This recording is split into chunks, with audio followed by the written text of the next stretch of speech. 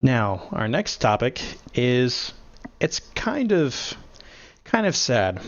I have just started within the last year getting into the Metroid games a little bit. I received Metroid Fusion for free on the 3DS. It was one of the 10 GBA games that they let people with the ambassador uh, certificate get for free. And so I gave all 10 games worth a shot. And this was definitely one of the ones worth holding on to. So Metroid Fusion, it's one of the 2D Metroid games. It's closest to, I guess, Super Metroid and how that game plays. And I've never played Super Metroid for a very long amount of time at all. And I always knew about Metroid 2 being on the Game Boy, and that's the direct sequel to the original Metroid on the NES. Is that going to be? Yeah, that's going to be on the NES Classic. Okay.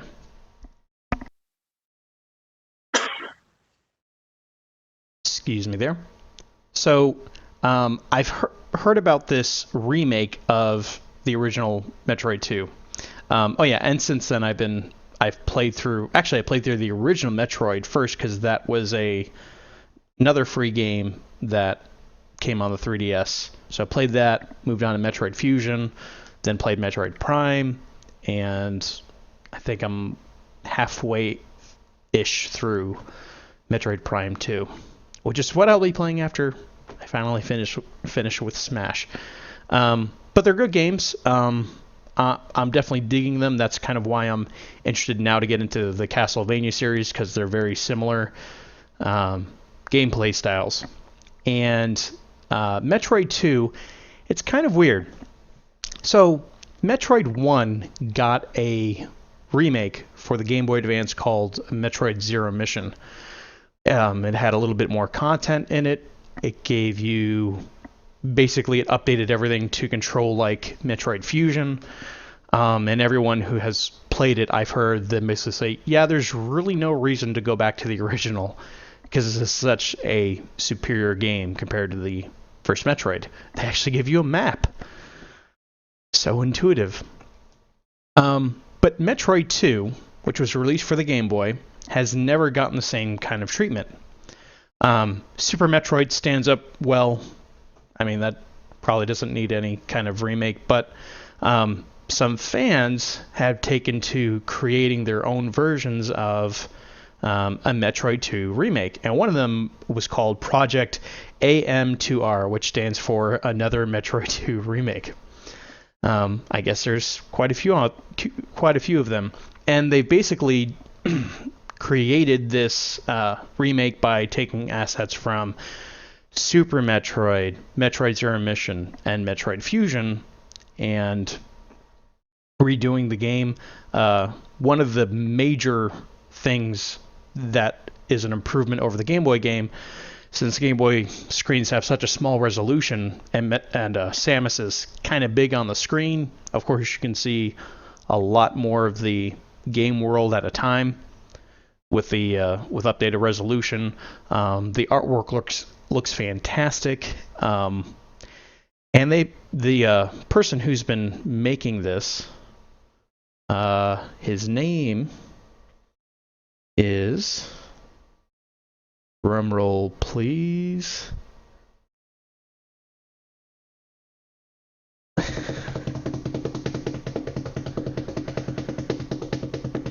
Okay, so his name is Tom. I'm looking for his for his last name. Yeah, so it looks like we're just gonna call him Tom for now, unless it comes up here while I'm reading this.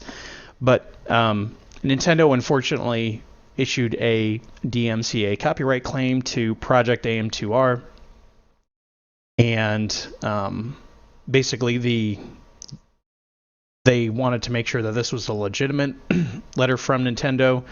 Turns out it is. And they've basically just started to do this because now the game is available through Steam.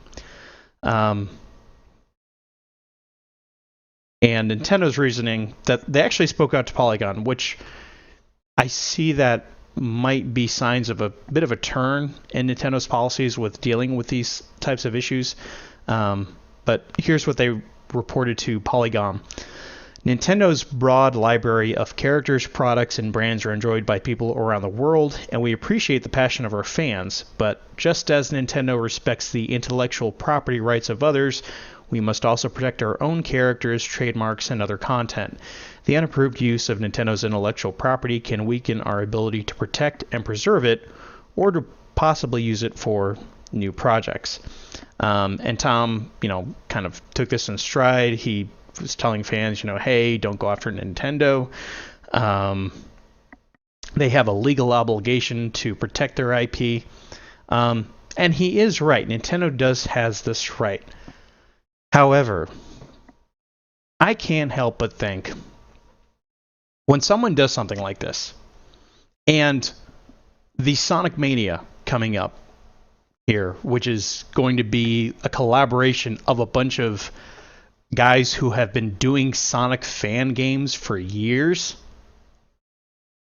why can't they just handle it the way Sega is handling those fan-made games?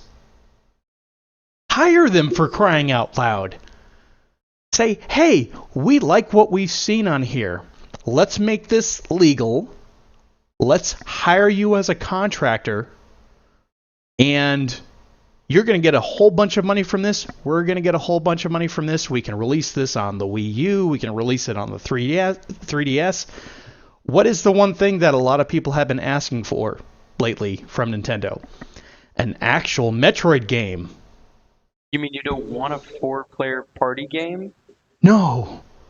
That's closer to a sports game than a Metroid game. No, yeah. I can see how people aren't going to find that very appealing. What? But you know what? Nintendo, if you want to make those goofy little side games that aren't going to sell well, go ahead and do it. If you want to make that garbage, do it. But let us make good stuff. Well, that's the thing. Okay. Again, the thing that they're doing with Sonic, they have the Sonic Mania game, which is going to do well. It's gotten a lot more buzz than the Project Sonic 2017. And why is that? That's because, let's face it, Sonic Team doesn't have the best track record right now with fans or anyone who follows the Sonic games at all. And I kind of feel like, hey, you want to release a potentially disappointing title. I mean, let's face it, no one's going to play that Metroid Federation ball game, or I don't even know what it's called. No, unless you're like 10. Yeah, no one's going to play that. You want to make money on your IP, Nintendo? Hire this guy. Basically buy I don't know that they can buy the rights of a game that's that's a remake of a game they have, but you should still reimburse this person for his work and then use the game, distribute the game. And if he doesn't want to do it, that's when you're like, okay, well, if you're not going to play ball with us, which I don't understand how anyone possibly could say no to that, because that's a lot of legitimacy that's being offered to you at that point. That's when you could say, all right, well, if you don't play with us, then you're not going to play at all, and we'll shut you down. I just don't see these companies doing this. This harkens back to that first thing that we talked about on the very first podcast, I want to say, about the World of Warcraft servers and how they have vanilla WoW playing. And, Blizzard came in and said, hey, you got to stop doing this because you're taking potential players from us. Why not just pay these guys to run these servers and say, hey, we'll basically buy this from you and make a ton of money off of it. It seems like the obvious answer to do with things like this. And this is, by the way, arguably probably the best remake of Metroid 2 that's available. It does, everything's been done, graphics. It's like Nintendo themselves made it. Just like with Zero Mission. I'm assuming that the image on the Nintendo issues page. Like that's actually like in-game footage. Um, I've actually, let me send you a good comparison of what they look like here. But, all in all, it's just so strange that they are not going with the obvious here. But yeah, tell me more about what you thought of. I don't know, kind of like what you said. I feel like this has happened enough times to where people should be like, companies should be looking at these games and like seeing how many people get sad that they're taken down. And I actually, um, before you sent me an email about this, I actually had a friend on Facebook read an article about how much it made him upset that Nintendo took this off.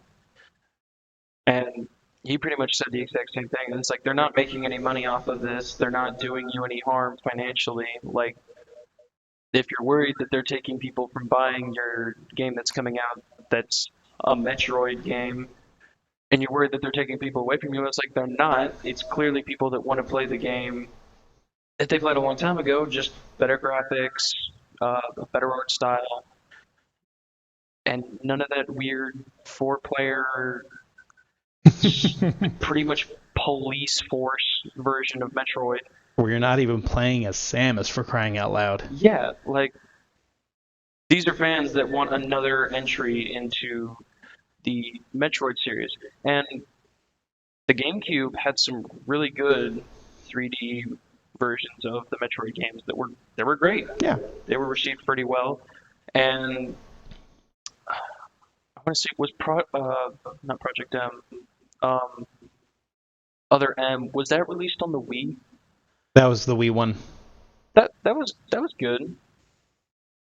It wasn't received very well by fans. But the Prime trilogy, which had the first two on the GameCube and the third one on the Wii, that's widely accepted as great Metroid games, and they're kind of using those concepts in this new Metroid Federation game that's coming out. Like, I can't even say it because it's just like, it's so ridiculous. And this is actually, it's funny because it came out, I want to say it was revealed at E3 2015. And it's one of the few games where Nintendo came out and basically said like, hey, whoa. Hey guys, just the game's not finished yet. Trust us. We know what we're doing with this.